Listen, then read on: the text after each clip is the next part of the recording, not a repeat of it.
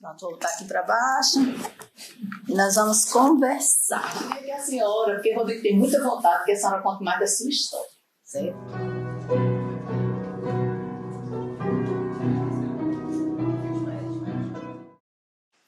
Eu nasci numa fazenda do meu pai, em São Bento do Norte, para lá de Baixa Verde. Ele tinha uma fazenda e naquele tempo não existia maternidade.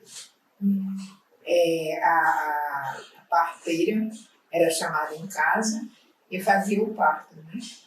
Então eu nasci lá. E por incrível que pareça, naquele tempo, minha irmã mais velha estava também casada e engravidou do primeiro filho e perdeu. Então, minha mãe biológica, ela ficou muito arrasada. Eu estava com 9 meses, ela mandou que ela cuidasse de mim, para ela passar aquela angústia que ela tinha passado de perder o primeiro filho. E eu fui ficando, aí eles me registraram como filha legítima deles. Então, meu pai era meu pai, meu cunhado e meu primo. Porque minha mãe que me criou casou com um primo. Meu pai era meu primo, cunhado e pai. Depois nós fomos morar em Fortaleza. Meu pai queria sair do interior, por causa de política, houve uma perseguição, essas coisas mesmo, de política bem chata desde muito tempo. Seu pai, como é que chama ele? Manuel Justino. Manuel Justino Sobrinho. E meu pai biológico é João Moura do Pai. Então ele foi perseguido, seu Foi pai. perseguido. Aí ele fugiu de quê? A política? A política estava perseguindo porque parece que ele votava contra o prefeito. Aí, quando o prefeito soube, ia mandar prendê-lo, matá-lo, não sei o quê. Naquele tempo eu tinha, acho que sei, eu já estava com uns 5 anos, 4 anos. Aí, depois que ele foi para Fortaleza, uns 3 meses, 6, eu não sei direito, ele mandou nos buscar. E nós fomos para Fortaleza, a mamãe, eu, minha outra irmã e um irmão. Fomos de navio para Fortaleza. Maria, foi uma viagem muito medrosa. Com navio. A gente, a primeira vez, saí de uma fazenda, entrava na... Então, nós éramos 5, né? Eu, Raimi, Neto, Lula e Sueli. Eram 5 irmãos. Fortaleza foi bom. A gente começou a estudar. Lá a mamãe nos criou. Parece que o papai botou uma professora particular para a gente, porque a gente não tinha condições de sair para ir para o colégio. E de lá nós vimos para Natal. Ele vendia peça de automóvel, toda peça de automóvel. Lá no Alecrim, eu não me lembro como era o nome. E aí começou a nossa vida em Natal. Comecei a estudar no Colégio das Neves, Raimi também. E os outros eram menores, não foram ainda. E comecei a estudar piano. Foi quando o papai me deu um piano e me botou no Instituto de Música. Estudei uns 3 ou 4 anos lá.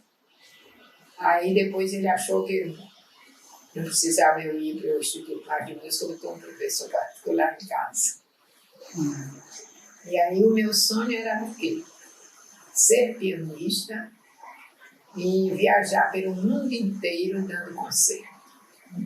E aí, o que aconteceu que não fez isso? Mas aí Deus disse, não, Eunice, sua missão aqui na Terra não é essa não. É criar 7 filhos. Não, eu disse amém. Como é que foi a sua entrada no Das Neves?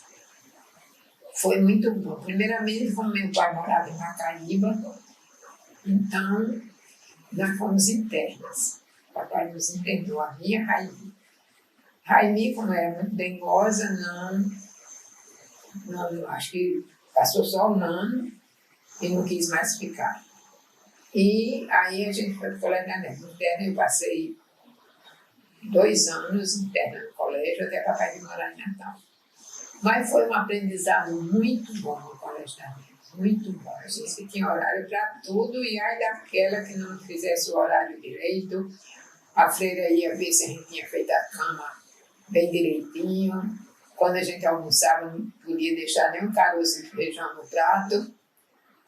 Mas isso foi uma coisa muito boa mesmo. A senhora, quando foi para Fortaleza, né? Aí a senhora deixou a sua família de origem de vez, né? Deixei. Quando eu soube que não era filha legítima de mamãe, minha mãe, que eu chamava ela Bajoca, minha mãe biológica, porque os netos todos chamavam, ela quis ficar, dizendo que eu não ia. Aí eu disse, eu vou. Eu vou, porque aí vieram me dizer que eu era filha, eu digo não, mas eu vou. Minha mãe é Francisca, e não é você não, você é minha avó. Mas a sua mãe biológica, quando lhe deu, engravidou depois de novo. Foi, aí teve outra filha. Outra filha. Foi. Com pouco tempo depois? Foi, porque a diferença minha para minha segunda irmã, parece que ou para minha irmã, é de 1 ano e pouco. Então, pronto, ela deu a senhora e engravidou e teve outra filha. E essa outra filha, quem foi? Anitta. Porque naquele tempo as mulheres engravidavam todo ano. Eu engravidei 7 vezes. Mas já parece que teve umas 15 filhos. O que a senhora achou de sua mãe ter idade? Não, tranquilo. Porque minha mãe que me criou tinha perdido o primeiro filho, né? Não. Eu não daria nenhum filho meu. Se eu tivesse 20, não daria. Não? Mas ela teve as razões dela. Teve. Ela fez uma coisa errada, né? Não. A senhora me contou outra vez que quando soube dessa conversa, que a senhora não era filha de vovó Chiquinha, aí teve sua irmã chorou, Raimi. Foi, Raimi. Todo mundo chorou. Mas eu acho que mãe é aquela que cria, é aquela que orienta, é aquela que... E foi isso que eu recebi de minha mãe Francisca e de meu pai Manuel. Foi uma boa mãe. Foi. Uma mãe zelosa. Demais. E papai, apesar de ser, naquele tempo os pais eram muito duros, mas o sonho dele, ele era farmacêutico e queria que eu fizesse odontologia. E eu não queria, eu só queria tocar piano.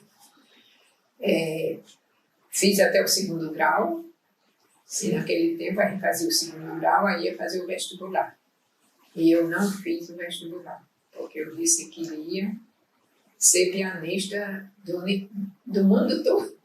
No Colégio das Neves eu fiz o primário e o ginásio. Só que naquele tempo nem estudava menino, só estudava menina. E não tinha o científico, tinha um técnico. E esse técnico naquele tempo não tinha direito de fazer vestibular. Então a minha turma todinha foi para o Ateneu.